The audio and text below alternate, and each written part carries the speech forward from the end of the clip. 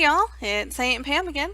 Today I'm going to go over the highlights of DevStream 11.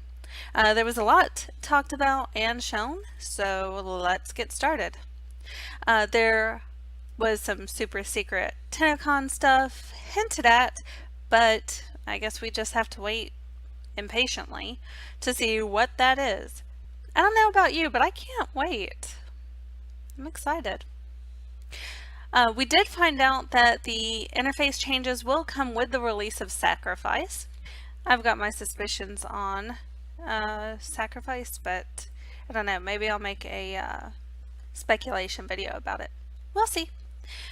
We also got to see some of the themes that are going to be available with that interface change, and that's what you see up right now is just my particular favorite one, the one I'll probably be using.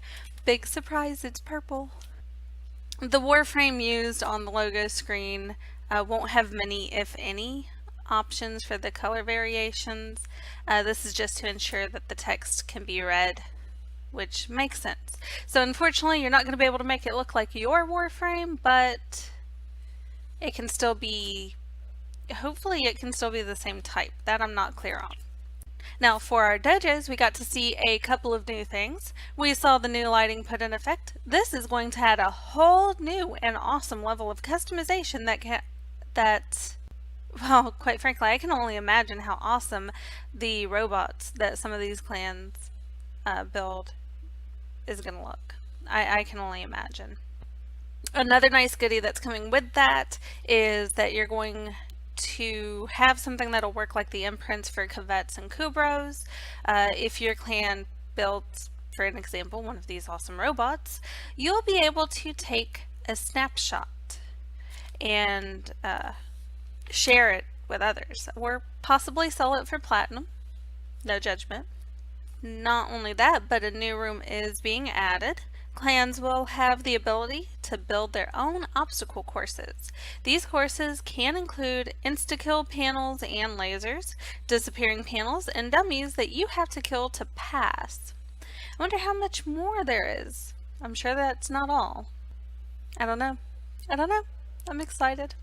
The new particle effects were shown and look fantastic. The particles are going to bounce off of or interact with objects in their way. They can also be affected by the wind, which is cool. Unlike the current effects, the new ones will run off of the GPU, so they shouldn't mess with your gameplay as much. Hopefully cause a little less lag if you're on an older machine or don't have quite as much processing power. There will be several settings for this though, regardless of what your computer's power is. You can turn it off. You can have it on low, medium, and ludicrous. I don't know if there's something before ludicrous, but there is going to be ludicrous, which just like, I don't know, doubles, triples, quadruples. It gives you a lot more particles, and it looks amazing.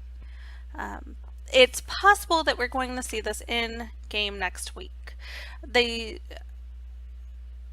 seem pretty confident about it, but I think there's still some wiggle room for them to make sure it's ready before they release it. So we might see it next week, but if we don't, I wouldn't be overly surprised because this is a lot of work they're putting into this.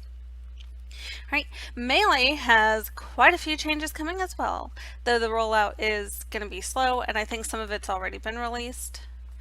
Channeling won't really be a thing anymore. Blocking is going to get most of channeling's functionality. It looks like heavy attacks will be on the left mouse button. I'm very much looking forward to the directional ground slam attacks. That looks fun. Makes me think kind of the way that Zephyr can go and hover and then like choose the direction she wants to dive bomb. So it's going to be fun. If you start an attack but need to cancel it, you'll be able to use dodge to do so. Also, walls and other objects will block melee attacks as they should.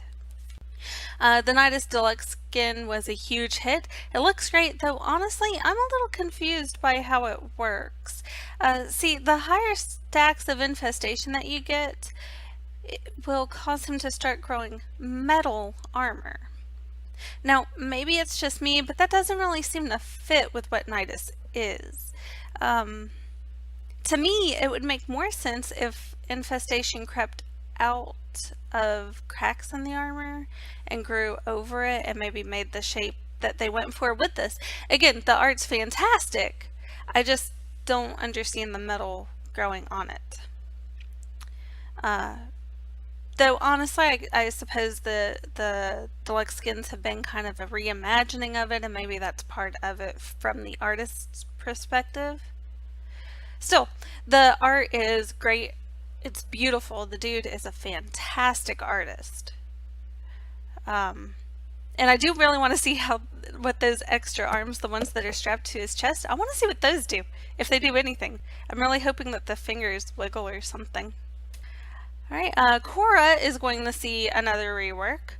Ensnare has been fixed so that all the enemies won't wake up when Whip Claw is used. Whip Claw will also start using your ranged mods. There were some issues with Venari moving slow and getting stuck on terrain, and that's also going to be fixed. It looks like he's is going to teleport to your target now. Lastly, these are just a few little bits and pieces throughout it that I wanted to talk about. Saren's rework and the controller unification will be part of the mainline update, and I believe we're getting those next week. I do have another video that goes into more detail about Saren's changes. I'll link that below. And personally, I think the changes are good, but you'll have to decide for yourself, and I guess we'll have to see once it's released how she feels. I do want to talk about one thing. It was mentioned in the dev stream along with Nidus's deluxe skin, is Neja's deluxe skin. It looks fantastic. Love it. It's not as far as long as Nidus's, even though it's been worked on for longer. There's been a lot of speculation as to why, whether it's because of Tentacon and Venus and all of that, or whether they just got overly excited about Nidus's concept. And personally, now I could be wrong, but personally I don't think that's it. Neja is in desperate need of being reworked.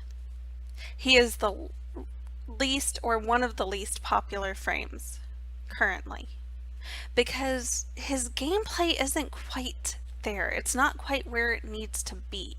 So here's what my guess is, and again, maybe I'm wrong. Let me know if y'all agree or not. But my guess is that they're going to release it with a rework for Neja, and that there's something going on with the rework that's delaying the deluxe skin. Neja is a very interesting frame. He is a frame that I've heard more than one person say they want to like, but they just can't because he doesn't feel right. So I think that's it. I think that's what's going on. I think Neja is getting a rework. I think it's got to be pretty massive. It's got to be a pretty massive rework, and I think that the deluxe skin is either going to come out with that rework or shortly after the rework. That's my personal opinion. Now who knows, maybe they just did get overly excited with Nidus's skin and start working on that. That might be true. The Venus and Tentacon and all of that, different people work on that stuff, so I don't think that really has any effect on Neja. We do know they've hinted at there being another Warframe that's going to be coming out, and that the Claymore is going to come out with him, so maybe that's having an effect on it. I don't know how many artists or people they have working on the frames themselves, so perhaps some of the stuff is taking away from Neja, but I personally don't think that's what it is. Let me know if you agree. Let me know if you think that Neja needs a rework, and if you think that's why they're holding off on releasing the deluxe skin, because that honestly is my guess. That skin is amazing though.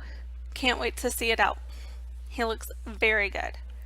Well, that's pretty much it. That's all I've got. If you enjoyed this video, then please like and subscribe. Comment below with your thoughts on the changes or the things that we're going to be seeing come in.